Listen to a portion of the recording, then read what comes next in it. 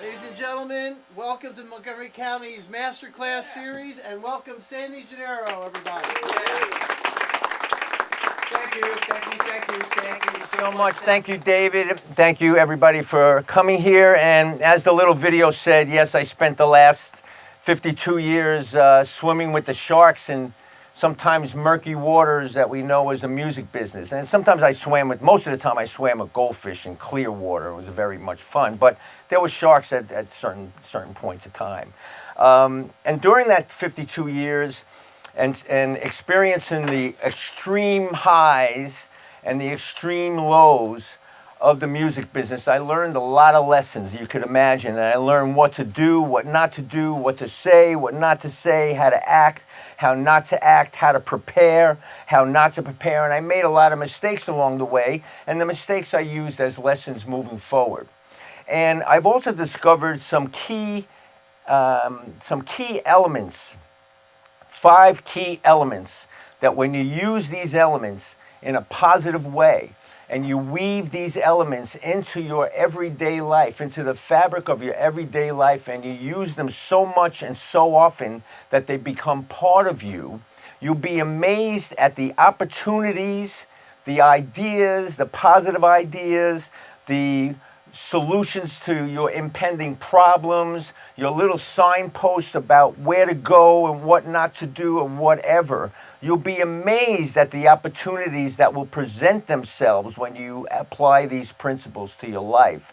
And all of these opportunities are there to move you forward in your career. Very, very, very important that you weave these principles every day in your life. Now, as the video referred to, first of all, I think I've been in a lot of studios in my career, okay, from Criteria to the Hit Factory to Power Station to Avatar, whatever. And I've also worked with some legendary producers, as in Tom Dowd and Eddie Kramer, too many to mention. And I'm just telling you guys from my experience, and when I say guys, that's a generic, neuter, gender-neutral term. I don't mean men only. I mean women and men equally. You guys are very, very lucky. This right here, this room that we're in right now is a state-of-the-art. And David, you're working with a teacher that is a legendary producer in his own right. And he's seen the movie already. So he's trying to share his knowledge with you guys in a state-of-the-art facility. And he mentioned little aspects about this room, about the Bluetooth aspects, or you can get a mix from wherever you're standing. I mean, you guys are really, really lucky, let me tell you. Okay, so as the video 2 alluded to, I've worked with some really cool artists. And with those artists, I've been involved with some really cool classic rock tunes, and I was fortunate enough and grateful every day of my life for having the opportunity to play these tunes and be involved with these tunes and record most of these tunes with the artists that sang them originally in front of thousands upon thousands upon thousands upon thousands of people in virtually every continent of the earth. And I've been very, very, very lucky myself. And this little session, I hope that you take away some lessons from this little session that will enable you to move forward in your career. And I'm sure that will happen if you listen with an open mind, and you listen with open eyes, and you listen, more importantly, with an open heart. Okay, so you got to be flexible in that way. You could deduce by the drum tracks in all those tracks that it's very, very simple. And I've always erred on the side of simplicity in terms of my drumming. I always played for the song as opposed to playing a Buddy Rich solo in every song, if you know what I mean. And if I may say so, in a recording environment, I'm sure David would back me on this. A lot of times I've recorded records and we're recording the basic tracks, no overdubs, scratch vocal, and the tracks sound really good, really raw, energetic.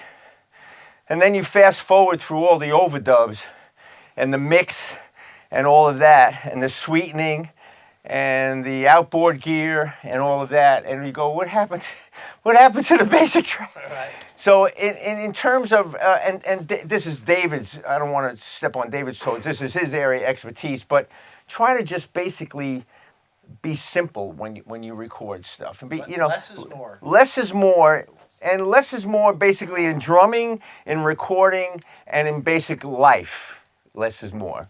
Okay, so let's go on this little journey that I told you about, and it all started right here on the Lower East Side of Manhattan. 1953, I was about 2 years old, and I received a drum for Christmas, and I didn't let the drum out of my sight. I loved it. I fell in love with it. Every song I heard from the age of 3 up until the age of 14, all I did was listen to the drums, banging on my parents' dashboard, jumping around the house to my dad's big band music, and all of that. And I was drawn to not only the physical drum and being able to hit stuff with sticks and not being hollered at. I thought that was a cool concept. But I was drawn to the rhythm. I always felt the rhythm of the drums inside me. And again, up until the age of 13, I always listened to drums and I knew what drums sounded like, but I'd never seen anybody actually play the drums until this infamous night that basically changed my life and changed virtually every musician in my era's life. And it enabled people that weren't musicians prior to this to become musicians. And that was February 9th, 1964. The Beatles appeared on Ed Sullivan. And as I said, it was a night that changed everybody's life. But I was sitting in front of the TV, and I remember this like it was yesterday. My chin was on the ground. I couldn't believe really what I was seeing and hearing in front of my eyes. And I when I saw the audience reaction to someone playing the drums in a rock and roll band and how the audience reacted, especially the female section of the audience, I said, this is what I want to do. And I sealed the deal right there. That was what I wanted to do. And every day since then, especially in those early days, I used to go to sleep and I used to wake up thinking about the view, not thinking about, I want to do that and picturing a drummer or Ringo playing the drums. I pictured myself at the drum set looking out at an audience, getting excited as they were when the Beatles performed. And I never, ever, ever let go of that dream. Never, ever let go of that dream.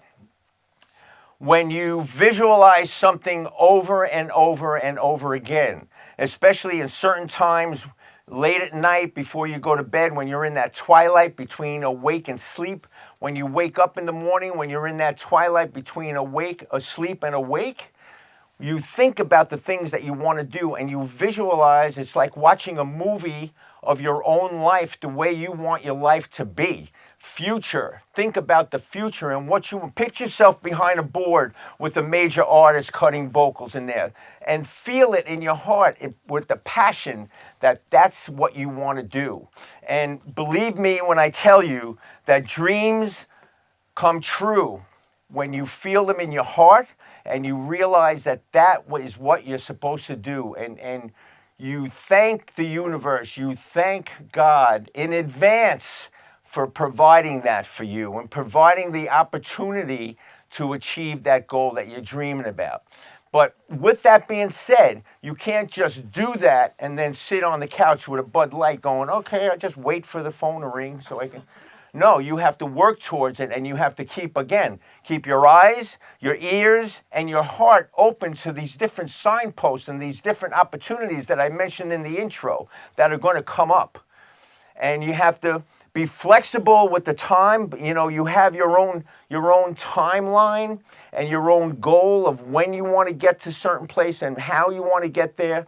But listen, especially in a freelance 1099 world like I was in, you have to be prepared to go either way, whichever way. You know, you're going to come to many forks in the road. It's not a straight line, your road to success.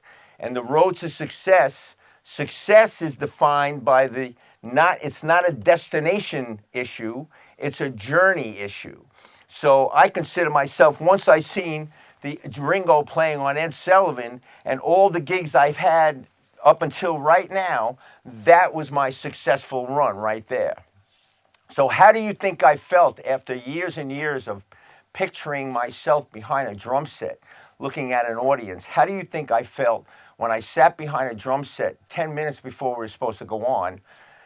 In 1986, Mannheim, Germany, I was in a band called Kraft, and we opened for Queen for 3 months in Europe. 1986, and it was Freddie Mercury's last tour. But this is a gig, an open air gig we did in Mannheim, Germany, with 110,000 people, as far as I could see, where to the point where they had different stages on a delay, different front of house speakers on a delay every couple of 100 yards or something. So, and it was all synced up.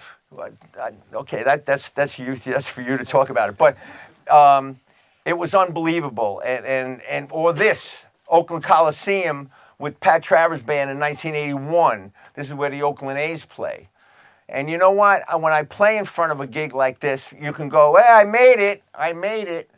No, with me, it only inspired me to go for the next one. You know, and after my drum solo, this is on the Queen tour in Madrid, Spain. After my drum solo, the audience was very enthusiastic. Well, they were chanting like a soccer match. They weren't applauding, they were chanting. And I was throwing drumsticks out. So you have to remember that the strongest single factor in prosperity consciousness is self-esteem. How you feel about yourself, for starters. How you believing in your heart that you could do it or have it, believing that you deserve it, and believing that you will get it, and visualizing with enthusiasm that you already have it. So the universe, and I'm going to refer to the universe on several occasions, because the universe, we have to also acknowledge the fact that there is a power at work on this planet bigger than ourselves, okay? All right, so whether you want to call it God or whatever you want. This is not a religion class. This is fact class. And the fact is that the universe powers and makes the flowers grow in the spring. It makes the leaves come off the trees. It makes the weather. It makes everything. The spring, it's a cycle of spring, summer, fall, and winter, and all of that. So it pays to acknowledge that, because the universe is the source of all good things that are going to come into your life. So to be one with the universe and the positiveness of the universe and the ultimately the powerful, where it's going to present you with situations that you had no idea where they came from. And I'm still scratching my head on some of the things that occurred in my life because of what I believe in. So just take a lesson and believe. You don't want to go through your life without having the universe in your corner. And there are ways to think to have that in your corner, because you're always going to have the enemy speaking. Oh, your parents are spending all this money on the recording. What are you going to do? There's so many producers out there. Oh, bands are just recording in their living room now. You don't need a big studio. Like, you're going to have negative. You're going to have the enemy, and you know who the enemy is, coming and trying to talk crap to you, but don't listen to it. The acronym, the 5 attributes that I was talking about in the intro, is called BEATS, okay? And you have the card, so it's no secret that the B is belief, E is enthusiasm, A is attitude, tenacity, and service.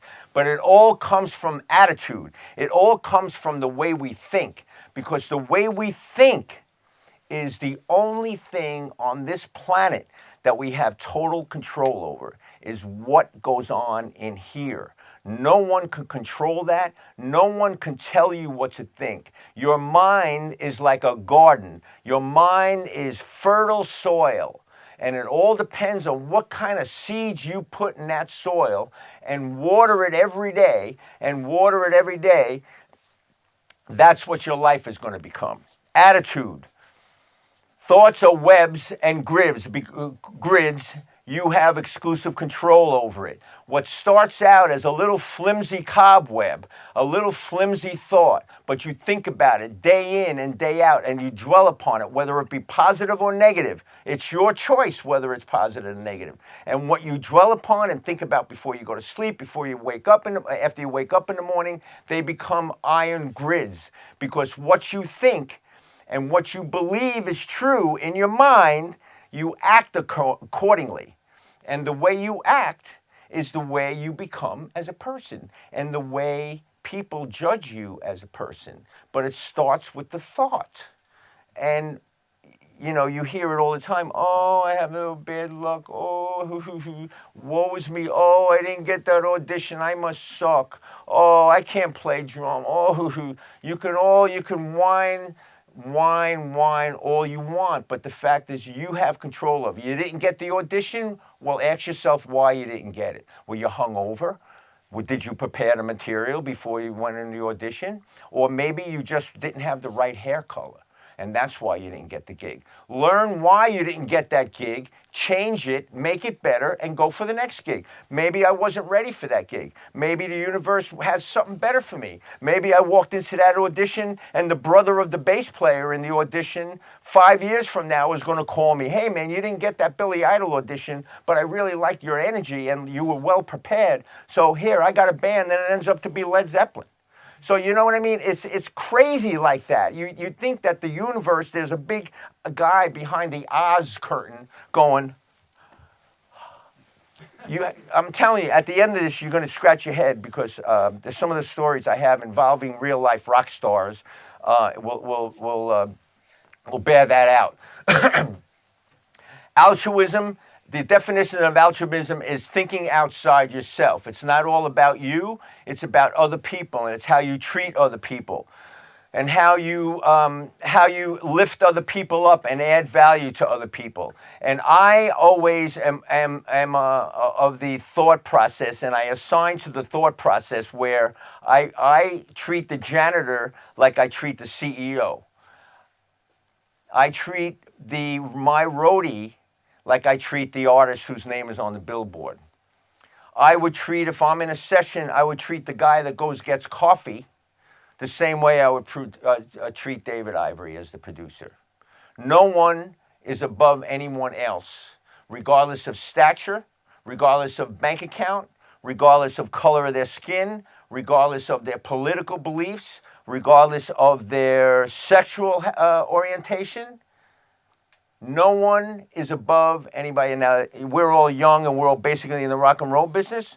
And I wouldn't say this if I was speaking to FedEx, but nobody shits Haagen-Dazs. Everybody's the same. Everybody comes out of their mom the same. Everybody leaves this planet the same way. So everybody's equal. So always think about how you can do something for someone else. An attitude of gratitude, of course. You're in a bad mood. The best thing to do in a bad mood is to close your eyes, especially waking up in the morning and starting your day, and think about 10 things that you're grateful for.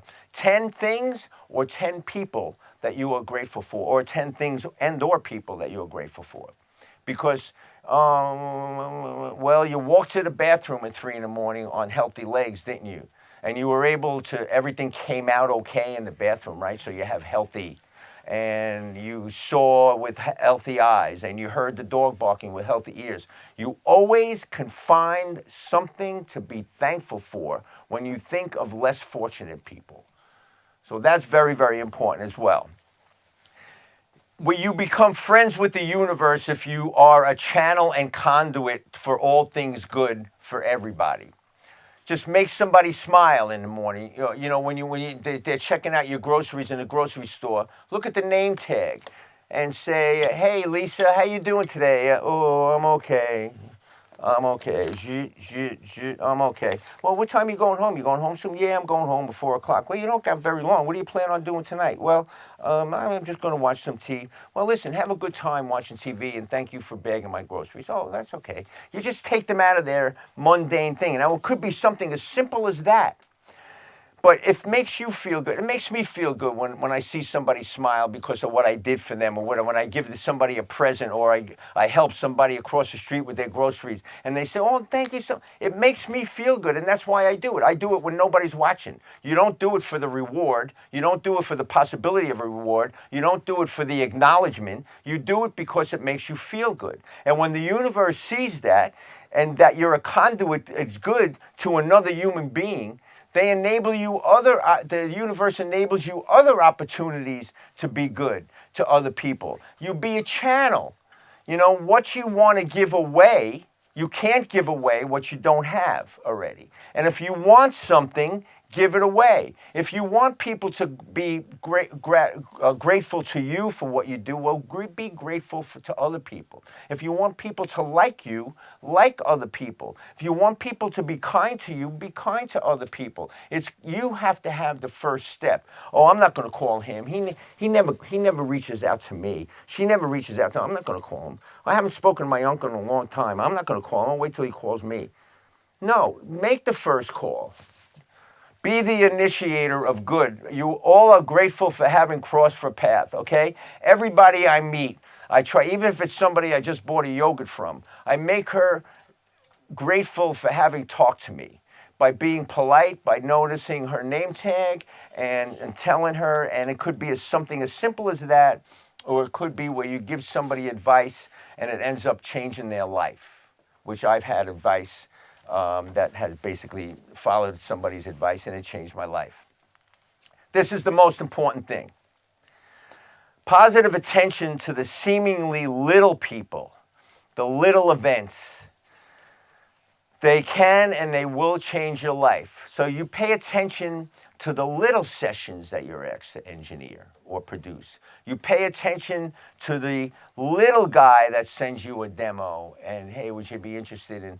You pay attention to the seemingly insignificant, and the rewards of that, when the universe sees that, they put stuff in your path that will help you. It's a law. This is not something that I'm giving you my opinion, take it or leave it. This is a law of the universe, and it works. Now, a little aside, if you want to read, it takes you about an hour. And you can find it on Amazon. I found this on Amazon for $3. It's called The 7 Spiritual Laws of Success by Deepak Chopra. Deepak Chopra. I never put it down. I read it almost every night. I've read it like 40 times already because it's awesome. And I'm on social media, by the way. If you want me to text you the name of the book, just reach out to me on social media, and it's there. Okay, so you pay attention to the little people, and you're going to see there's some stories involving my rock and roll business that'll wake you up. Okay, the belief. You have to believe in God, yourself, your goals, and of course your potential. Enthusiasm. Of course, you got to have positive expectancy and be excited about what's coming in your future. Like I did when I was laying in bed. I was so excited about the eventuality of me playing in front of the big audience. And it's very, very, very, you have to open your mind to that possibility. That garden in your mind has got to be a blank slate and put nothing but positive seeds in there. And there's a little story to it. Now, if your mind is constantly filled with worry and concern and financial worry and relationships worry and career worry, there's no room for anything else. There's no room for any positive stuff to go in there, because worry is basically the opposite, is negative meditation. You heard the word meditation. Meditation is like you silence your brain, and I don't meditate formally, but I do a lot of thinking. And I guess it's the same way. And I dwell on certain positive things. And when you dwell on negative things, it's negative meditation. And what you dwell on is what, you water, the seeds you water, it starts out as a little flimsy little seedling, but it's going to end up being a friggin' maple tree. So be careful about what you think. There's a little story, and I have the word fry pan to remind me. There was 2 guys fishing, or 2 women fishing. And one guy is catching like 1.5 foot fish, and he's throwing them back. He catches like a little fish like this, and he keeps it.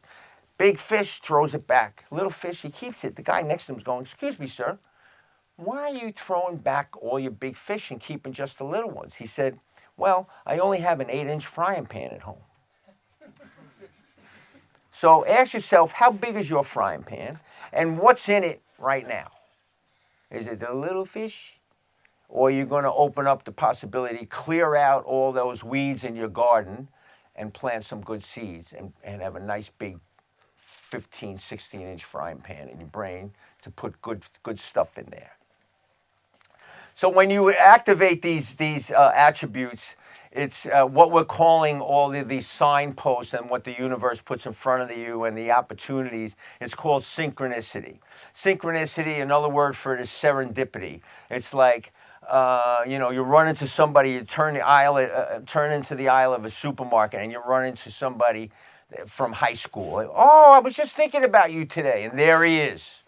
And I'm telling you, I'm not going to waste the time right now to go through all the little items like that. But there's certain experiences in my life where I'm still reaping the benefits of a small little gesture to somebody, a kind little gesture, and I'm still reaping the benefits of that situation. That's how you got here. That's how I got here. Right, exactly how we got here. Because I knew Roy, and you were standing next to Roy. Right. And I was standing next to Roy, and up comes David, and talking, and here I am. Right. Yep. So you never know. And I was inspired to go to the NAMM show in Nashville because my daughter is the road manager for Leanne Womack, and Leanne Womack was performing at the NAMM show, and I wanted to go. My daughter got me on a list for a change, guest list. So anyway, all right, so this is one little item that I hope you enjoy this little story. And the guy on the right-hand side is a guy named Jerry. He called me one day. I had never met him before prior to this phone call. He got my number from a third party, and he calls me up and he says, hey, Sandy, I'm the tour manager. I'm the MD, musical director for a band called The Tokens. The Tokens had a hit record in the 60s called Lion Sleeps Tonight. And he was the tour manager and bass player. Hey, my drummer bailed on me. I need a drummer, man. A friend of yours suggested you maybe be able to do the gig. Where's the gig? Westbury Music Fair. How far is that from Staten Island? About 2 hours. Okay, 2 hours, middle of February. You got to bring your own drum set. Okay, and I can only pay you like $100.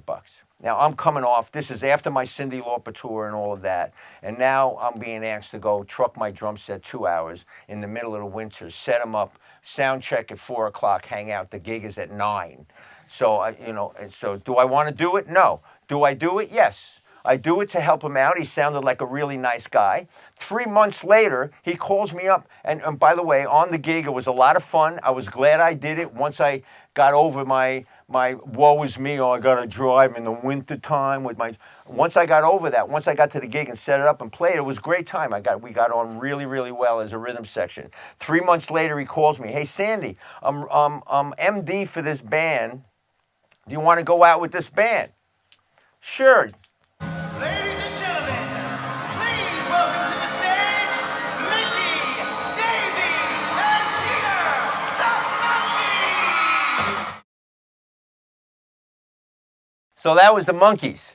And it was a lot of fun touring with those guys. We toured all over the world. And now, because I did the guy a favor a couple of months earlier, he got me on this tour. And that alone would have been tremendous payback for that little gesture that I did him the favor. But no, the Monkees went out and did the first reunion tour I did was 1987. They went out basically not every summer, but quite frequently and did several reunion tours, and I did almost every one from 1987 until Davy Jones died in 2012. So how lucrative was that? It doesn't end there. The root of the tree does not, there's another root to that tree. The other root is Davey did solo gigs in between Monkee tours. Mickey Dolenz did solo gigs in between Monkee tours. And I did those. He chose certain members of the Monkees backing band to go on the road to support them their solo gigs. So there's more income, more gigs. Doesn't end there. I formed a really, really close relationship with Davy Jones and Mickey and Peter.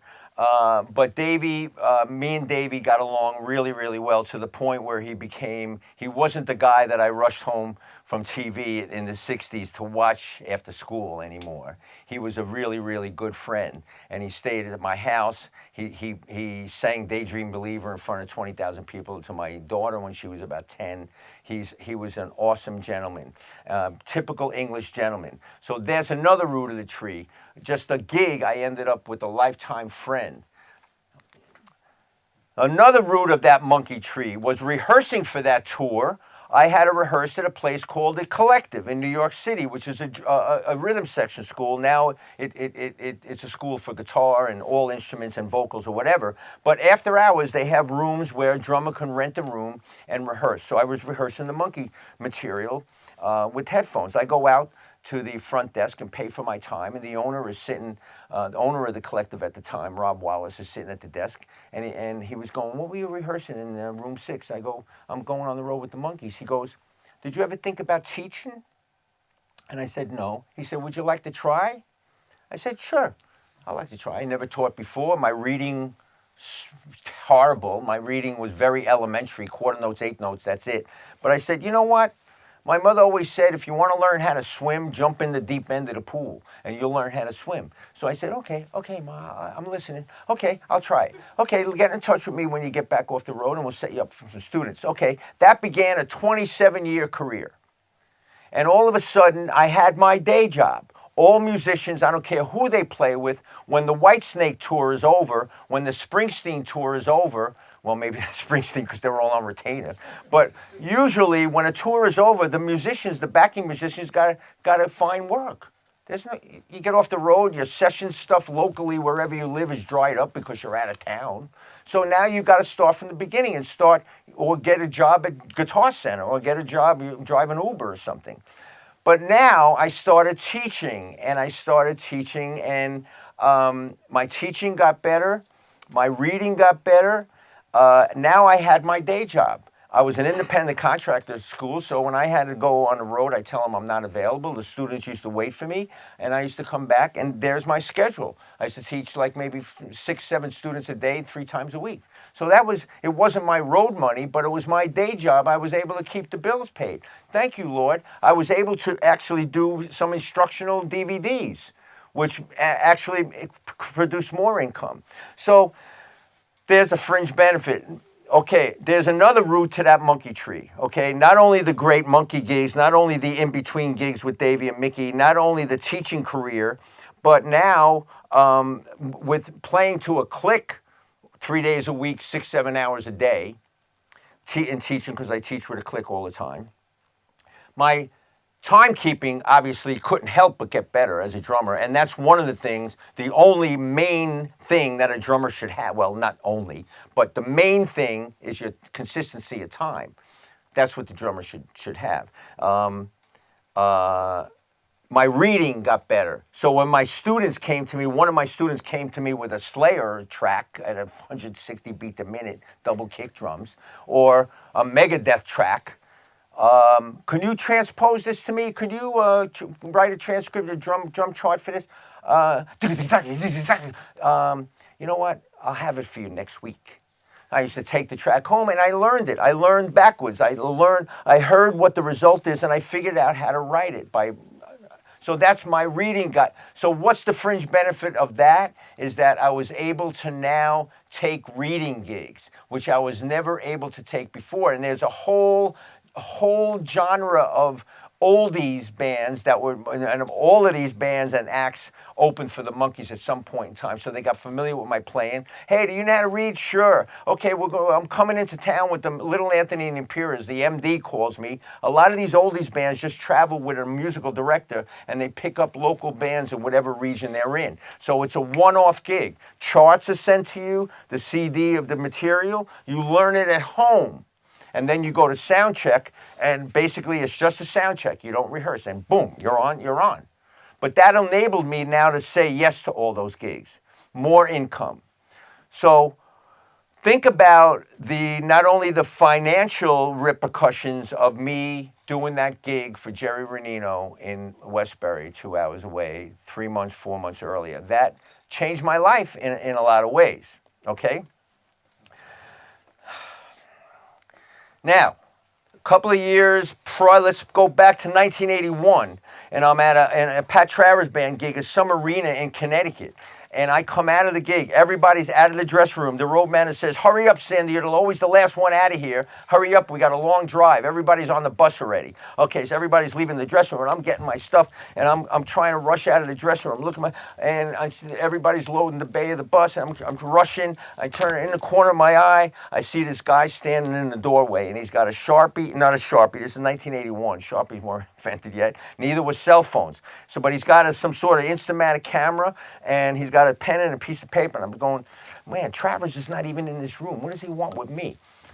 And I'm looking at, and he doesn't even have a laminate on. I'm going, how the hell did he get back here past security? He must be really wanting to talk to me. So I'm getting my stuff on my way out, and he's physically standing in the doorway like this gentleman is. Hey, buddy, I'm really, really, really kind of in a hurry. He goes, oh, Sandy, you're freaking awesome. Won't you sign this for me? Sign. No problem. Take a picture. Take the picture. And I go, buddy, I'm really in a hurry. Okay, is that cool? He said, could you help me get a gig? I'm a bass player. Can you help me get a gig in New York City? I go, what's your name? He goes, Dave. I go, hey, Dave Sandy. He goes, I know who you are. I go, I can't recommend you unless I hear you play. So here's my card, my home number, and my address. Send me a cassette of your playing.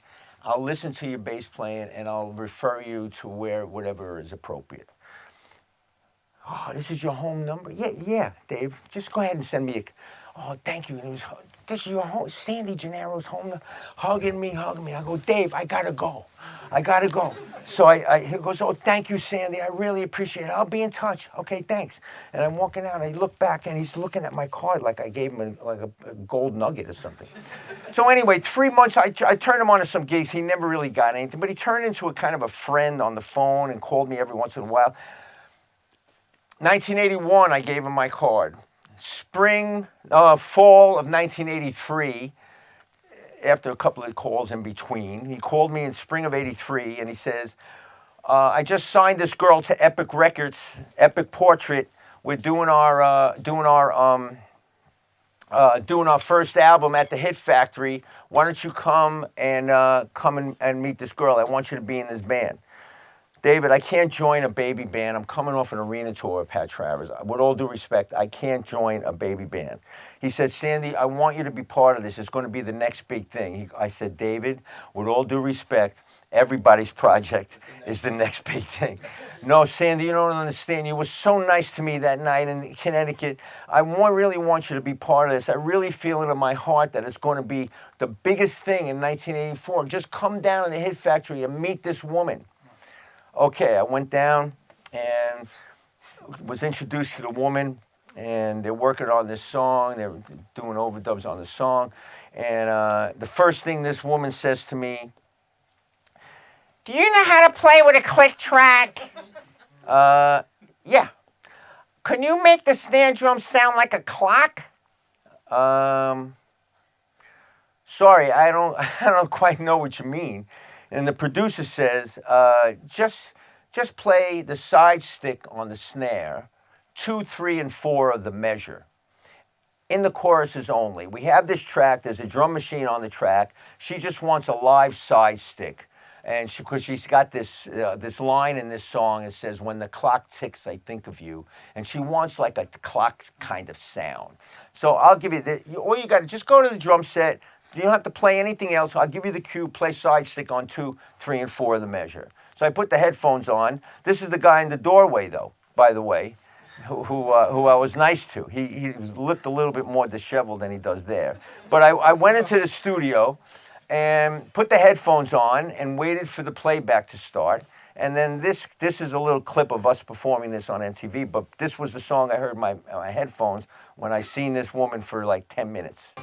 All right, so obviously I don't have to tell you that it was Cyndi Lauper. And so Thank you very much. I joined the band and I had to share rooms, and I at the beginning it was hardly any money because it was just starting. He was like getting radio play going for Girls Just Want to Have Fun, and I joined her band when nobody knew who she was, and by the end of that year and a half, 2 years, 84, 85, we were like playing 2 nights at the Garden. So one of the special things about that gig was I didn't join an already established band. I saw what that whole rock and roll machinery from the infancy to superstardom. Not me, Cyndi, 5 times platinum, the most successful female solo artist album. I think that holds some sort of record or whatever. So she was awesome. Cyndi was just awesome, and I'm very, very grateful. So not only did I see what that trajectory is from an unknown to a known artist in a relatively short amount of time, but it was a tremendous media. She was a tremendous media artist, which I got the opportunity to go and be a video host on MTV with her. She wanted the band with her everywhere. So we got to go to MTV. We appeared on the Grammys. We appeared on the American Music Awards. We were in Life magazine by the same guy that shot the Beatles, jumping on the bed in the plaza, Bob Gruen, I think his name is. People magazine. So it was, we did a tour of Europe, just TV shows.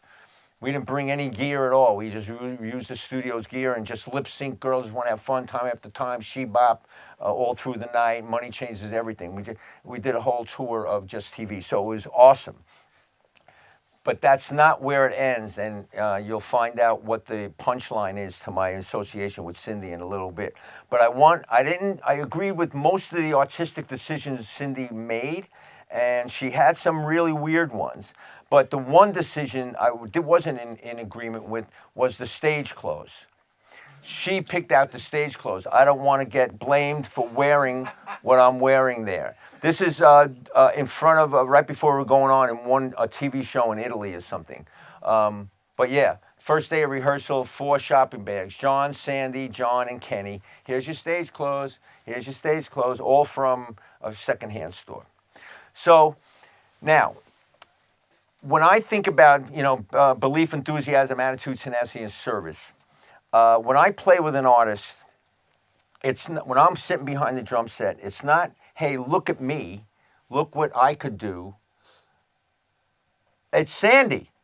No, I serve the artist and I serve the song that the artist is performing. I never want the artist to think of me on the drum set. I want her to sing, and I want her to not to think about anything else except what she's doing. I don't want to distract her.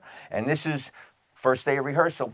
Sandy, if there's, I don't want you to step on my vocal with a lot of fills. I don't want you to, okay, that's fine.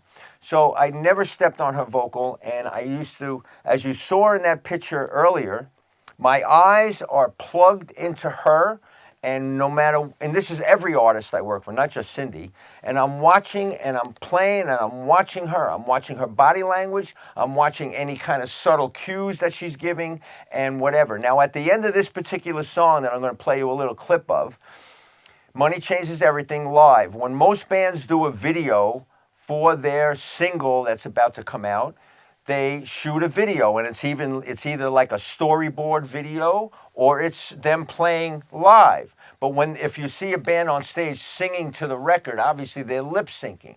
But with Cyndi, when we released Money Changes Everything, Cyndi wanted the live audio to accompany. That's what the video was going to be, to promote the single. The album was recorded, Money Changes Everything. The single on that first album was with a drum machine. All right, so it was the live track. And towards the end of this is only a little snip of the song. Towards the end of this, I had to watch her because there's some drum vocal rhythmic phrasing that I have to double with Cyndi when she goes up in the garbage can. And the phrasing was different every night. The word money, money, money, and changes. those two words she would accentuate on the fade out, on the ride, the chorus is out, in other words. And she would be on arena stage, so she'd go on the top of this PA stack and turn around to me, and I'm at the opposite ends of the stage, and we're like plugged in. All right, so, but as producers, future producers, well, there's one producer in the room now, maybe more than one. But I'm sure there's future producers and definitely future engineers in this room. There's one snare hit that I hit that there wasn't a vocal behind it. One snare hit. Now, there's certain situations where I'll go, da, da, da, da, da, da, and there's no vocal. I'm not talking about that, da, da, da, da, da. I'm talking about that one snare hit where there's no vocal behind it. And see if you can notice where it is. And it kind of lived beyond it. It didn't get edited out. It didn't get punched out or whatever. So, but this is kind of cool. But the point why I'm playing this is because listen to the snare vocal synchronization. And it's not call and answer where she calls and I know what she's called, so I answer with the same thing. It's simultaneous. There's a little snare hit. I thought she was going for it. Changes. And she went, changes. So it was like, it was 1/16 note where the snare was like just standing out there by itself, whatever. So what is the fringe benefit? What are the other roots to that Cyndi Lauper tree? Not only a world tour, being all kinds of TV, and by the way, David did take care of us. After a while, when Cyndi started making some serious dough, we all got our own room. We ended up in suite. Towards the end of it, we were in suites, and he took care of us financially. So David, the guy in the doorway, did follow through on all his promises to get me to join the band. But Cyndi was on the road for like a year and a half, 2 years in support of that record, and one of the people that were in one of the person that came to the gig was somebody named Joan Jett, and Joan Jett came twice. She came in the beginning of the tour and towards the end of the tour. The second time she came, she brought her manager, producer, Kenny Laguna, with her. And the reason why she was interested in the drummer in Cyndi's band was because I played with according to Joan later on, she was interested in me because she saw the same show played in the same songs and it's played in the same order, like 6 months apart. And the drummer, me, had the same enthusiasm. I wasn't calling it in, and it's easy to call it in playing the same songs, same arrangement, and these are not very, they're not rush tunes from a drummer stand. You know what I mean? It's boom, boom, back, boom, for 2.5 minutes. No ride cymbal even. It's like, first day of rehearsal, Cyndi goes, lose his ride cymbal. My drummer doesn't play with a ride cymbal. To my roadie. So my roadie looks at me. Lose the ride cymbal. My name ain't on the marquee. I'm there to serve her. So she don't want a ride cymbal? Set up a little auxiliary hi-hat on the right side. And that's what I did. I had a little ride cymbal, a 15-inch hi-hat on the right side just to change the color up a little bit. But anyway, that being said, so that led to the Joan Jett gig. Joan Jett and the Blackhearts, Rock and Roll Hall of Fame, man. She's awesome. Bless you. And you talk about women in rock and roll. Man, next to the word tenacity is a picture of Joan Jett. 16 years old in an all-girl band in L.A. when bands like Warrant and Guns N' Roses and Cinderella and all these bands, well, maybe not Cinderella, they're from here, but all these hair bands in a very male-dominated industry where guys used to, oh, yeah, I'll do your demo. Meanwhile, they're trying to get the girls in bed. I mean, it was a very, very tough time to try to break in for a woman to have her own, but she believed in herself. And she hooked up with Kenny Laguna in the late 60s, early 70s. Kenny Laguna used to play, her manager, producer, used to play keyboards in Tommy James and the Shondells, Moni and all that shit. But somehow they met. He became her manager and her protector, and boom, Hall of Fame. End of story. Okay, and she's still touring now. Every time she comes to Nashville, I go see her. This is her right around the time she was elected into the Hall of Fame. And this is last year when she came to Ascend Amphitheater in Nashville. I'm in love with the woman. She's awesome. She's just awesome. And I'd go to the far end of the planet for her. All right, so you guys are going to be faced with some business decisions coming up when you leave school. whenever you whatever school you go to after this community college, hopefully you'll get your 4-year degree or even beyond that. And I could throw a plug in for Belmont in Nashville. My daughter went there. She loved it. Music business program, top of the line. Plenty of opportunities to intern, all of that. But that's another story. So let's discuss briefly how we bring beats to business. Okay, it's all about sales. Okay. You're selling yourself. No matter what anybody does on this planet as a job, whether it's providing a service, whether you're part of the entertainment industry, you're providing and producing music, all right? So no matter what anybody does, it's for the enjoyment of human beings. If it's a product that a company produces, it's to make lives better, make lives happier, whether it's healthcare, make bodies better, whether it's security for your home or your car, whether it's insurance, it makes you go to sleep at night, knowing that your house and your car is all insured. So no matter what we do for income, what our career is, it's to advance human beings in some way, or to make them more comfortable, or in my case, is to entertain. All right, so that's the product.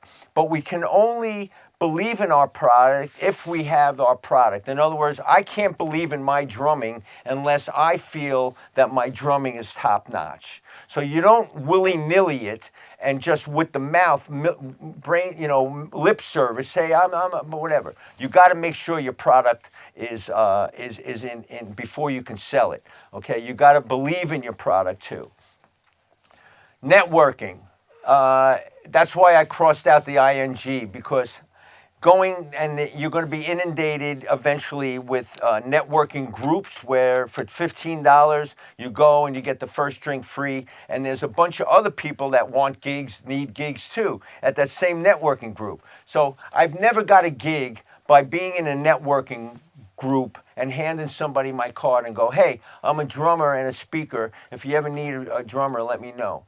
No, crickets. I've in 53 years never have gotten a gig just handing somebody my card. It's about relationships. Now, if you go see a band, or if you go, when you have your, I'm talking as if I'm talking to drummers or musicians, but it's an example. And if you sit in, that's why I used to always tell my students at the collective, I say, how do you get a gig? How do you get a gig? Well, just go and play with as many people as possible. Go to gigs and see people play. If there's an open mic night, go. Go to the open mic night and play. Then, after people see you play, you can go over to the bass player in that band or the singer that you just sat in with and go, hey, Jimmy, what's your name? Jimmy, I'm Sandy. Hey, would you, here's my card. If I can ever help you with anything, give me a call. Not if you need a drummer. In other words, don't ask them to do you a favor. Offer your product, your playing, your engineering, your producing as a way that you can help them. So present it that way. Here's my card. If there's anything I can do to help you, don't hesitate to call, and money is not an issue. So when they hear that, it's like, oh shit, this guy must really believe in himself if he's offering himself up. And of course, you don't play for free, or you don't engineer for free, but you don't want him to think that money is the object of why you're willing to help him. Very important. And I never, now believe me, in the what I mentioned in the intro, where I experienced the highest of highs and lowest of lows, and part of those lows are the fact that you sometimes unscrupulous business people rip you off. Case in point, what do you do then? Do you carry a grudge around with you and carry that negativity around and all those weeds in your garden? Or do you want the sunshine and learn from that experience and learn why, let karma, let the universe take care of that? Because for every action, there is a reaction. For every something that is said, somebody hears what you say. So there's a reaction to it. But you don't have to control the reaction. If someone rips you off or someone treats you unscrupulously, just learn from it. Try to sort it out. Don't be a pushover. Try to sort it out non-confrontationally and confrontation. Okay. And if you can't sort it out in your best effort, then forget it. And the mental approach I have to somebody like that, oh, you ripped me off? This is after all this said and done, and I tried. Shade comes down.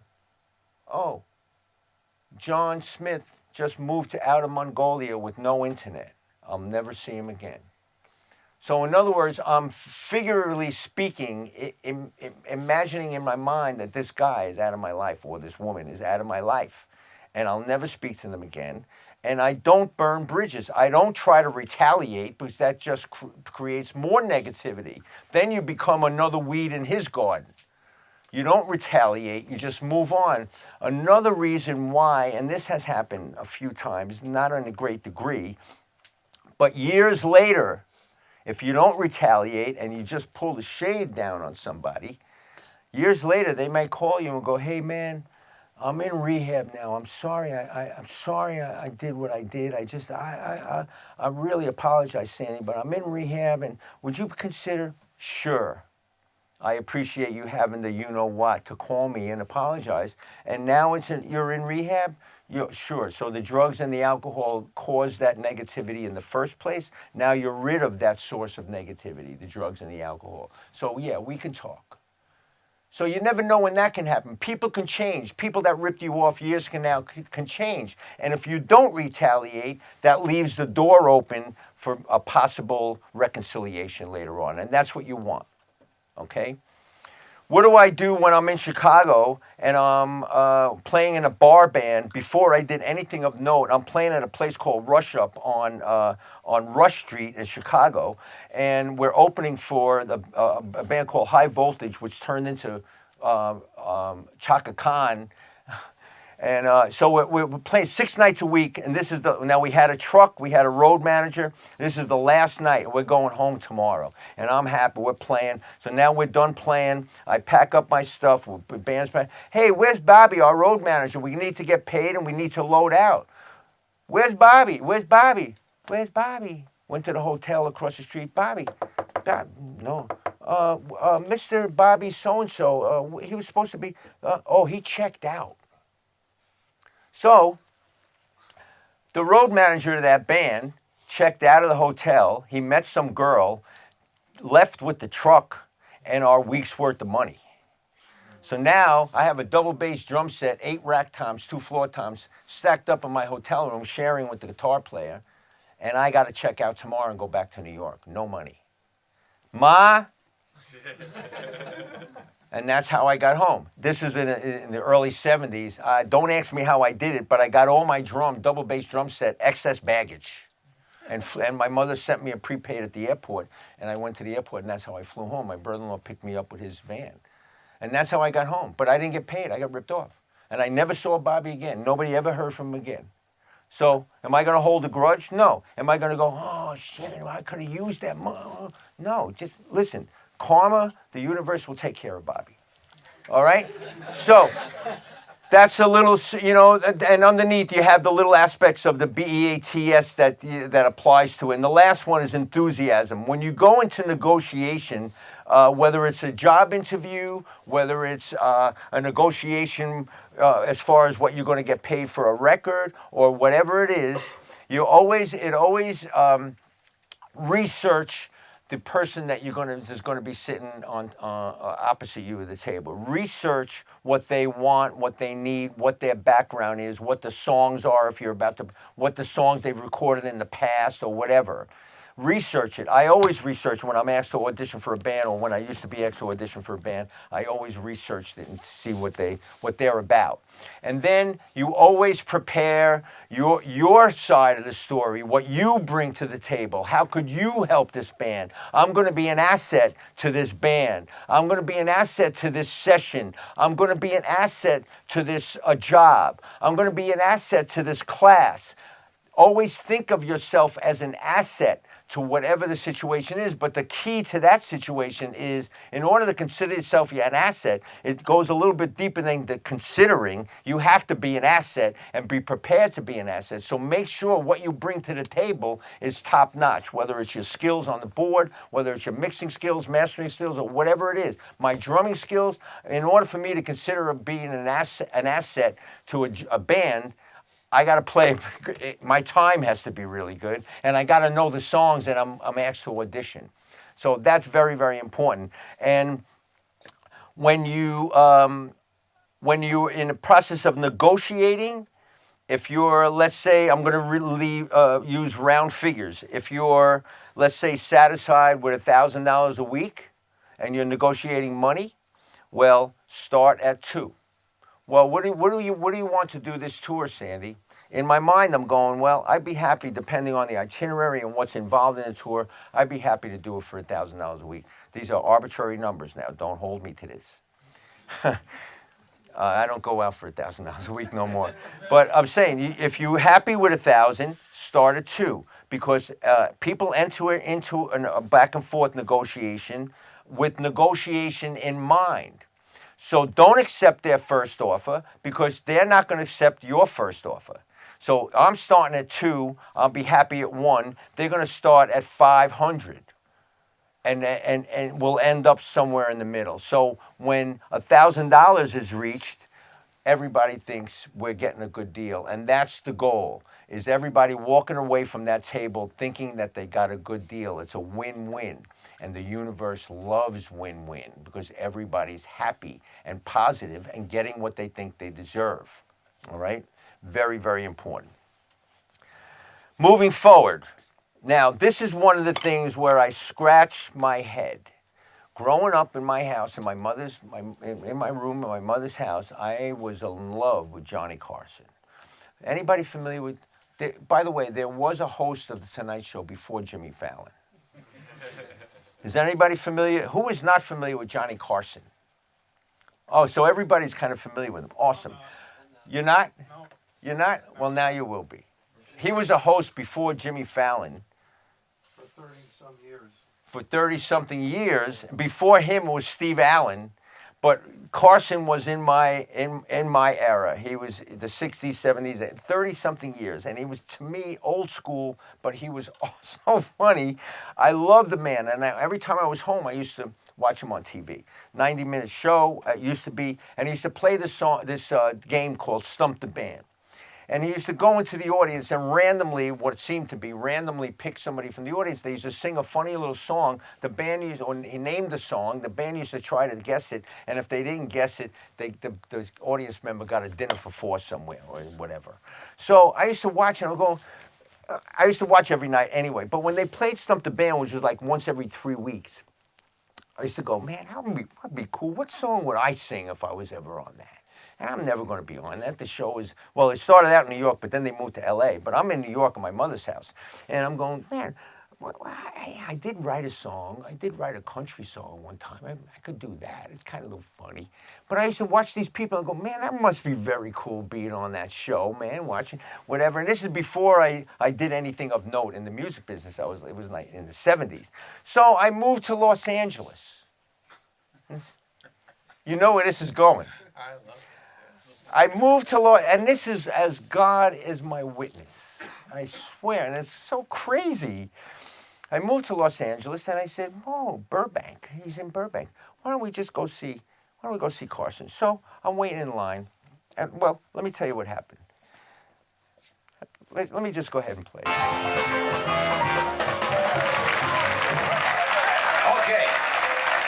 it's over. Gotta get a full house. It must be raining.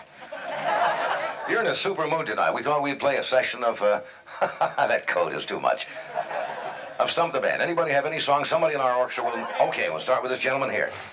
I assume you're a gentleman? Yes. You are? Oh, yeah. No, I didn't mean that because... Oh, no. No, I didn't mean that because of the hair. I just meant gentleman. You are? Sandy Gennaro, Where are you from, Sandy? New York City. What do you do back there? Well, we're living out here now. We're living out here. Well, what do you do here? You play music? Yeah, no, I wasn't kidding your hair because my son wears his hair this long. I wish I could wear my hair that long. I used to have it all the way down my back. Not on my head, just all the way down my back. Remember? Old joke, but this is an old show. What's the name of the song? Tweezers of Your Love.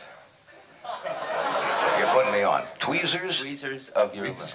Tweezers of Your Love. Tweezers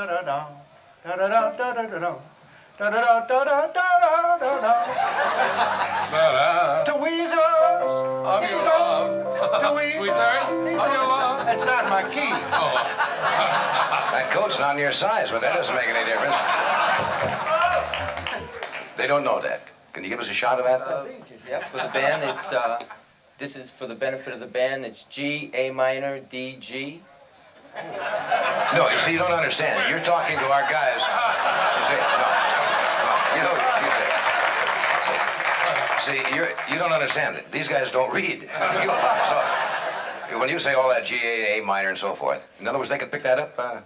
I suppose they're union. Okay. No, you don't understand. None of these guys are union either. In fact, we don't even know who these guys are. They just know. For the kitchen. Give them that chord arrangement again. G, A minor, D, G, like a country song, like one, dun, dun. Okay. I got a thorn stuck in my foot and how it hurts, man. I got it while walking barefoot in the rain. Doctrine ain't no good, it just won't help, man. What I need is the tweezers of your love to ease my pain. Well, I went down to Memphis, Alabama, and met a young girl. Her name is Diana. Fine. Everybody knows she's as sweet as she can be. Then I came out of Memphis and out of Alabama. Really loved that girl. I told her all about it. Couldn't understand why she said this thing to me. I got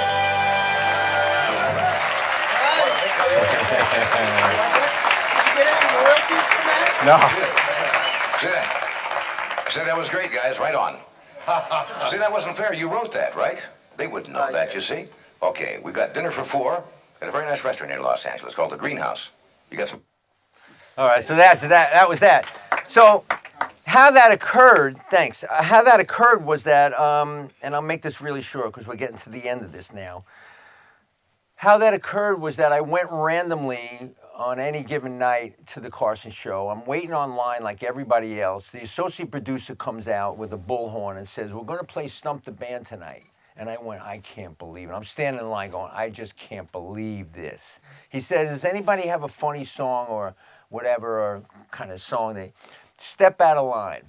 So about 5 or 6 people step out of line, and we're standing next to the associate producer, and we're each everybody one at a time is singing their song to the associate producer. Okay, go back in line, you wait here, and I was told to wait there with 3 other people. And then when it was time to go into the theater, he walked the people that he chose into the theater first and puts us in the specials.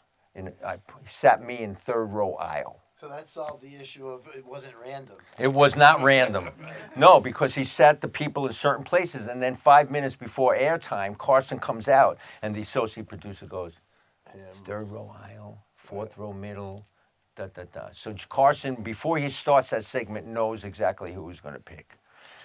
So now I'm sitting, I get seated in the 3rd row aisle. I'm going, I'll sing Tweezers because not having Nashville, I live in Nashville now from New York, but not having Nashville anywhere on the radar. Don't ask me why a rock and roll drummer writes the lyrics to a country song. I didn't write the chords. The guitar player in the band that I was with back in Pennsylvania, I was in a band called in Scranton, whatever.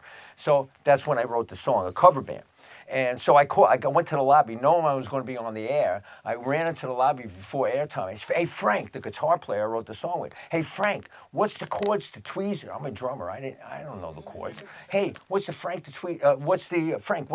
Tweezer? Hey, G, A minor, D to G. Okay, thanks. Watch Carson tonight. I think I want to be on. And I went back, and that's how I knew to give the band the chords, but it was awesome. Okay, so now you might ask, with eyes and ears open and heart open, adding value and attention to the little people and the little signs and the little thoughts that you have and the little demos and the little sessions and the little songwriter and the little this and the little that where you're tempted to blow people off, how does that change your life? You see how me acknowledging that guy that needed a drummer, how that changed my life with the Monkee gig and how many legs that gig had in a lot of different ways. And you saw another example of me paying attention and adding value to the guy in the doorway and not rushing out. And that led to Cyndi's gig and whatever. That's 2 of about 20 situations that I could relate to you guys right now. But those are the 2 major ones. Cyndi Lauper, how are you still affected by a gig or an action that you performed, or the doorway situation was 1981 and is now 2019? Because on that Cyndi Lauper tour, and every night there was a big long hospitality meet and greet. There was the green room was filled, and Cyndi, a lot of females were fans of Cyndi Lauper. So there was no shortage of the band meeting female guests on that tour. Believe me when I tell you, without going into detail.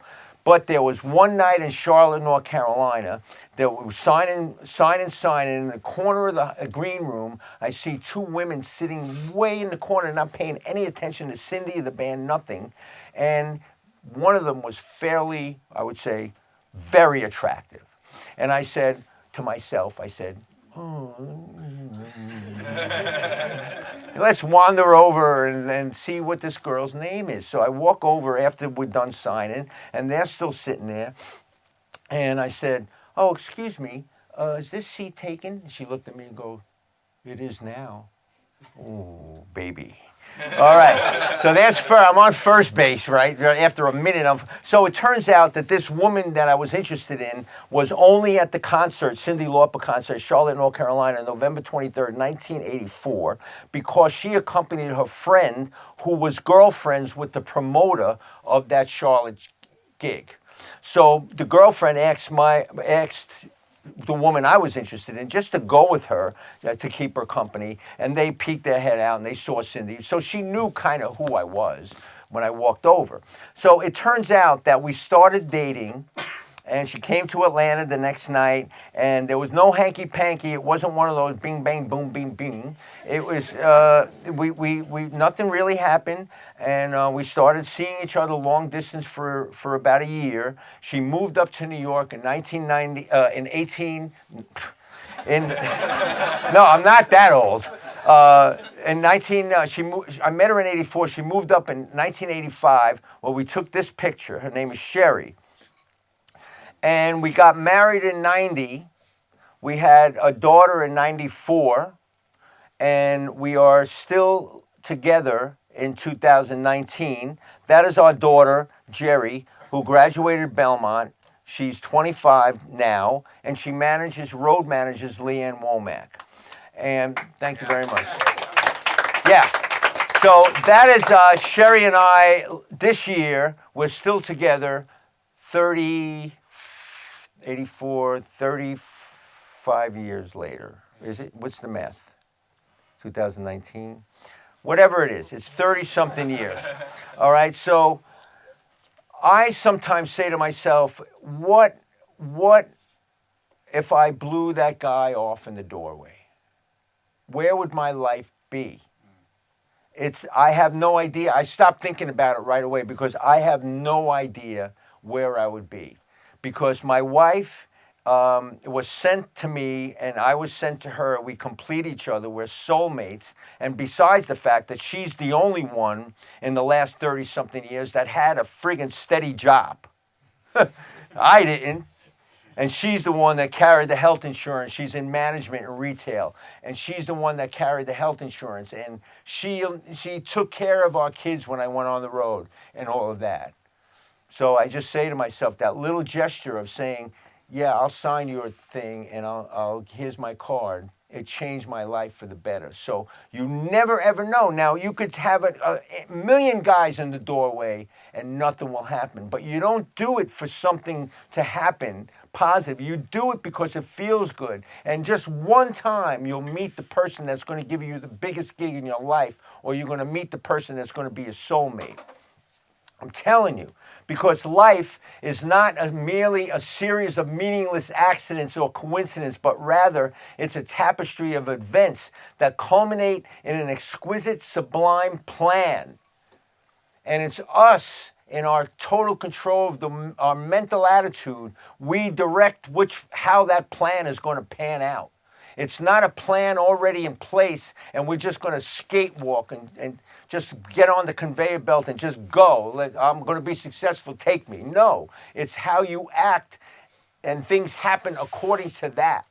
Whether a minute later, right, you stub your toe, ow, your toe, ow, ow, that's instant karma. But it may happen years later. I met the guy in the doorway in 1981. I was asked to join Cindy's band in 84, and I met my wife at the end of 84. So, 3 years later, from the doorway, and I'm still benefiting from that. We're still together and happily married or whatever. I'm just going to leave you now. Again, stay around after this little story, two more slides. And I'll be happy to take pictures and sign whatever and answer your questions. First, we'll have a little Q&A while everybody's sitting here. But what is this? Could you tell me what this is? What do you think I'm showing right now? What is that? It's as simple as it looks. It's not brain science. It's a match. Okay? In our limited human consciousness, and I don't want to get too spiritual and esoteric now, but this is something that we can all understand, and that's why I chose this analogy, this metaphor. There's something inside a human being that makes us different than a dog, that makes us different than a tulip, and what it's called is our soul. It's in here. And the match represents our soul. It's a little light that's flickering inside that no other living being has. Just human beings, everyone, color, whatever, whoever, everyone that calls himself a human being has one of these. A pygmy in the middle of the bush in Australia has one. President Trump has one.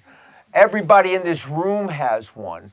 Good or bad, we all, if we're human, we have one. And that's our soul, okay? And our soul gives us the ability to think, gives us the ability to have free will, gives us the ability to hate, to love, to envy, to favor, gives us all those emotions. Where a dog doesn't have it. A dog or an animal or a plant is on autopilot. They're programmed by the universe. When a dog gets hungry, he eats. When he has to go to the bathroom, he craps, and all of that. But he can't choose to do something for somebody. And a tulip can't either. So I'm just saying. So that's why it's important for human beings to help and encourage and add value to other human beings, because when that happens, it's like squirting some gasoline on that little match inside you. When you do something good for somebody, and that flame goes, that's your feeling making you feel good. The person that you do something for also has that little of gas thrown on that match. They feel good. Or if someone is in distress, it's not even that, hey, you're saying somebody hi and somebody in a supermarket. Yeah, that's true. But if you see someone in distress or you see someone having problems, that's another human being. And if they're in distress and if they're unhappy, that little match is like a flicker. That little match is like a little spark. But if you go over and help them, and you help them overcome that problem that they're having, and you become, they're grateful for you having crossed their path. That spray some gasoline on that. All of a sudden, oh, thank you, and they show their appreciation to you. That little gas on the match. Okay, so now, what happens when we're all at the end of this time on our planet? And we leave our bodies and we go wherever it is. But our bodies may die, but that little flame, our soul, is what lives on. And the way you can think of it, what do you mean? Our body's going to stay on the earth and the ants are going to eat it, but there's something that.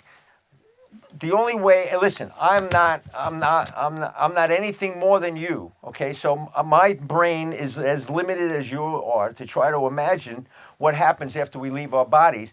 But the only thing I can think of is that the way we think, the same way we can close our eyes right now and think of the time your family took you to Disney World and think about that with our eyes closed, sitting in a studio, but you're thinking, and you have Disney World on your mind or some other event. That thought process is what lives on. Because when we go to the other side, there's no physical entity. There's no body. We don't see with eyes. We don't hear with ears. But it's a thought transfer. That's something that is my opinion.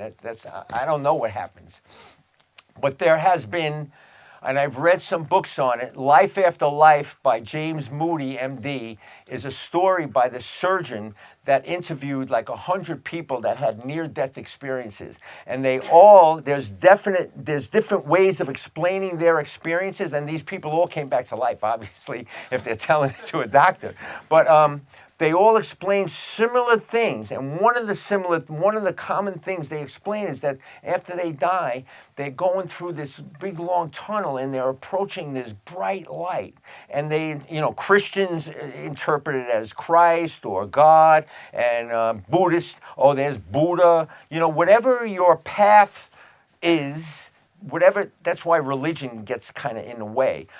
Whatever your path, whatever you believe as your path to eternity, that's fine. To me, there's a different destinations to the same. There's different routes to the same destination. But anyway, so now they're approaching this bright light, and when they're in the presence of this bright light, which is the universe, the creator, again, there's no physical thing that you're seeing, but you're feeling it, and you become part of home. You become part of the bonfire, the big bonfire in the sky. When that little match gets united with something that looks like that, where you're home and you become one with the rest, and that is the universe, that is the creator, and that is all of the people with their little match, part of that. So we're separated by bodies right now, sitting in this room, but eventually we're going to be part of the one big happy family. And that's all these people that were interviewed, near-death experiences. Once they get in the presence of that light, they don't want to leave again. They don't want to leave again because it's the ultimate feeling of love and acceptance. You're one with the creator of the universe. And if you think of us as human beings and how significant we really are, we're sitting in a room in Pennsylvania. There's think how vast the United States is. Think how many people are on this planet. Think of how many planets there are. And if we're foolish to think that we are the only thing in this universe that has life, we're crazy, because the universe is so vast and whatever. So just leave here, and if there's one thing you leave here with, is that principle of that we are all equal and all the same. And you think of the little match and think of the bonfire in heaven, because that's where we're going to end up. And the way we get there easiest is by taking care of all of the other little matches. So that being said, any questions? Well, first, I'd like to thank Sandy, everyone, for being here. And that is certainly... Thank you so much. And it certainly illustrates even how you got here today, your thought pattern, and this is a lot different than just a drum lesson, right? And so thank you very much, and we really appreciate it, really do. Questions, anyone? Let's have some questions if you like. Go ahead, Evan. Now you know who Johnny Carson is. Yeah, I do. So from your experience over the years as a studio drummer, what are some of the most important qualities an engineer or producer can have in the session? The engineer. from a drummer's point of view. From a drummer's point of view, and I'm glad you asked that question because there was and I can answer it by giving an example. When I was in Criteria Studios in Miami doing my very, very first record, pro record with Polygram, I was in a band called Blackjack. It was me, Bruce Kulick, Michael Bolton, and Jimmy Haslip. And Tom Dowd was. They just learned. We just did. We have an intro to production class, and we just did a whole thing on Tom Dowd, the language of music. Oh man, so the language. You guys know Tom Dowd. They know. Oh, that's so awesome that you guys, man. I'm telling. Okay, so here's an example. Okay, Tom Dowd was a master of producer psychology. David could attest to this. We're in the studio because I was in a band situation. I was allowed to stay after the basic tracks were done, and I was around for the mix because I wanted to learn everything I could from Tom Dowd. He was the master. All right, so Bruce is putting a guitar intro on as an overdub. The basic tracks are done. I'm in this control room in the back as a fly in the wall, and I hear Tom tell the engineer, hey, I hear this as an intro, and he hums the intro, the guitar intro that Tom has in his head that would fit the song perfectly.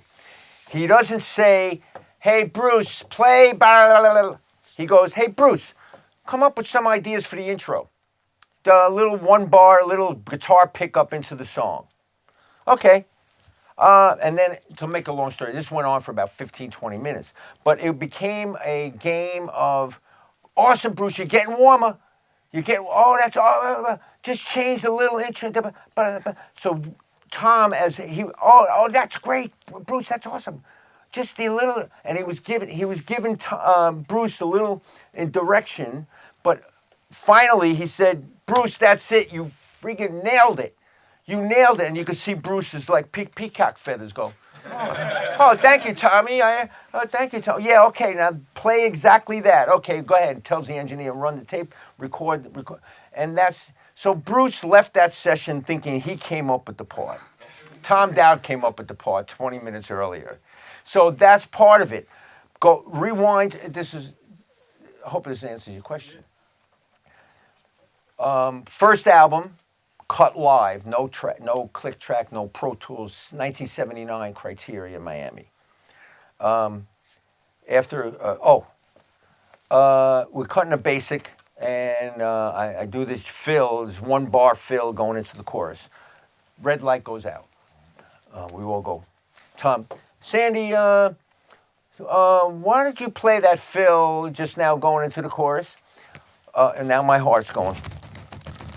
Tommy, I thought it was a good fill. He goes, Sandy, I thought it was an awesome fill. Well executed, clean, in time. But that's not what I asked you. I asked you, why did you play it in front of the chorus there? One bar. Sandy, listen. That fill was awesome, but save it for your clinics.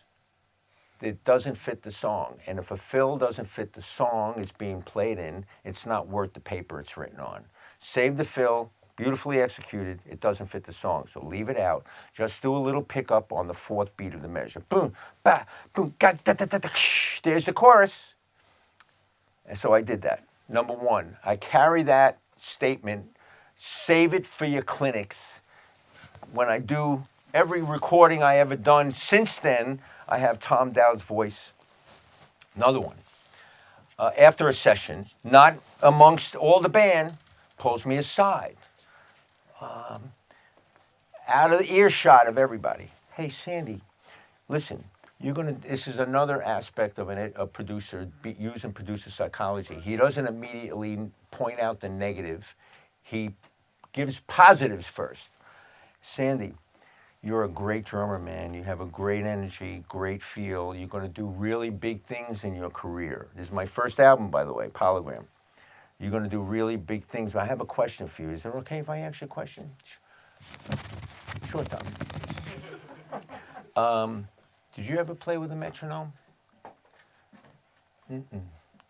Well, listen, take my advice. Go down to Ecstasy Highway. There's a music store, whatever. Ask for Dave. He'll give you a very good deal on a metronome. He said, go back, take the metronome back to your hotel tonight. Put it on somewhere in the middle, in nice even tempo, the clicks, and just air drum any beat that you know. So even if it's boom, back, boom, boom, back, boom, back, boom, and you hear just play for a couple of minutes. Then go tick, tick, tick, tick, tick. Then go down. Just play like that. And then after a little while, then play like a blues. The different tempos that have become friends with the metronome. And again, this is a Franz metronome that looked like a Lionel train transformer. It was a black box with a light on the top, a dial in the front, no headphone jack. It was a plug-in, no headphones, no batteries, no nothing. And that was my first metronome. Now I have not one but two metronomes in my phone, and I teach with it all the time, and I play along with it all the time. And if I get called for a session, I don't get called for a session to play Tom Sawyer because I'm not Neil Peart, and I can do a drum solo, and I have the necessary chops to implement in the songs that I think would fit. But I am not a chops guy. I'm a groove guy and a pocket guy. And if there's somebody hires me for a session or a gig, it's because I have a reputation of playing consistently. And I thank Tom Dowd for putting the metronome, introducing a metronome into my life, and I still have reaping the benefits of that. So to answer your question, the best thing a producer could do to have a band, especially if it's a new band or a young band, feel at ease in something that could be very intimidating, walk in here from the first time. But just realize you have one of these banks, I'm simplifying a little bit, but you have 1 times 300. So you learn one of these, but not really. But it's true. You're right. It's it's not as intimidating as it may look. Correct, because there's a lot of one thing as opposed to a lot of different things. But anyway, so that's the necessary ingredient to being a successful producer is nurturing, bringing out the talent, not squashing it. And if you produce by intimidation, hey man, we only got 10 minutes. Can you get this friggin' intro? Can you play that in time, for crying out loud? If you produce that way, and I was a musical director for Bo Diddley, so I know how to bring out the best in players that in Bo Diddley's presence, they're like intimidated. No, don't. Come on, he's a human being too. He just writes the songs, and he's more famous than you, but he's not any better or worse than you. He's a human being, so respect him as the artist. But so I know how it is to bring out the best in people, and because if you teach or produce through intimidation, you squish the creativity because they're afraid. And I had a musical director that used to musically direct. It was for an oldies band or for an oldie artist, and the artist lives right outside of Philadelphia. I'm not going to mention his name. You can probably guess who it is. Come on, baby. That's what I'm going to say. His musical director would call out people on stage. They're too fucking loud. On stage, performing, audience would go over to whoever and go, "You're too fucking loud." So, right? And he did it to everybody. And I would talk to the guy afterwards. I went, "Man, that was uncool, man. Very unprofessional." My last gig with this artist, and it was because of this action that it was my last gig, because I don't lose my temper very often. But I'm playing. I saw her standing there by the Beatles, which is one of the songs this artist covered. And when my heart, been playing that song since I had the Beatles 45 on my Victrola. I always went to the bell of the ride in that section and a quarter note bass. Well, my heart went boom, boom, to my that room, boom. And I went over. Now, I played it this way with this artist many, many times. Now, I don't know whether the music director had something up his you-know-what to be mad or whatever, or he was in a bad mood or had a fight with his wife. But he was stage right. He was a sax player. He was stage right. And when that bridge came, he came over with a look of rage on his face, came over to my hi-hat side and shook my hi-hat and said, "Play it on your fucking hi-hat." What? I couldn't believe what. I'm sorry. Shade went down. The shade went down. Not before I played I played the rest. It was maybe 2 or 3 songs left. The last song was "Come On, Baby," and we went off stage. And when I went off stage, I said, "You're not going to do that to me ever again." "Well, you should have played on the hi-hat." "You're not going to do that to me ever again. Bye. I'm out of here. That's my last gig. Gone. Bye." That's it. I didn't get excited. There was no fight. And the artist was standing right there. He wasn't saying anything either. I just pulled the shade down on him. That's it. So I'm not saying, when I say get along with other people, I don't mean be a pushover and be like somebody that that somebody can step on you. Stand up for your rights, but it doesn't have to be confrontational, and it doesn't have to be where there's arguments and shouting and negativity. Just boop. Any other questions? Okay. All right. Thank you very much, Sandy. You're Appreciate welcome. it. Everybody Thank stick you very around. much, Thank David. you, pal. You're welcome. Really awesome. Thank Great you. job. Great. Thank you very I'd much. like to thank Bobby here for getting us together. Bobby, thank you so much. For helping us out, put this all together as well. So, Now, this is one of the things. I'm sorry, go David. right ahead. 12 years ago. 12 years ago, Rock and Roll Fantasy. I was at a counselor at a rock and roll fantasy camp. Bobby was a camper. We became friends. We were acquaintances, whatever. 12 years ago. All right? Last June, Summer Name. Summer NAMM show, Nashville, Tennessee. I went because my daughter is the road manager for Leanne. Leanne was performing there. I went to go to whatever. And I walk in, and there's Bobby. "Hey, Bobby, blah, blah, blah, blah." So now, there's a camper I used to know. And then he introduced me to David. And I happen to be friends with one of David's friends that was also there, who I spoke for. From 25 years From ago. 25 years ago. Lizzie Hale. And Lizzie. Right. Lizzie Hale, who I'm friends with in Hailstone. I'm friends with Lizzie, very close friends in Nashville. So we started, "Hey, what are you doing now?" "Well, I speak." "Hey, why don't you come to Montgomery?" And I must admit, and Sandy was very gracious because he makes a lot more than he's making today. And I said, "Well, it's a community college." And he goes, "I'll do it because I love teaching students. I love talking to students." So that was the other thing, too, and I appreciate that. Well, very that's much. it. And I wanted to make So sure. thank you very much.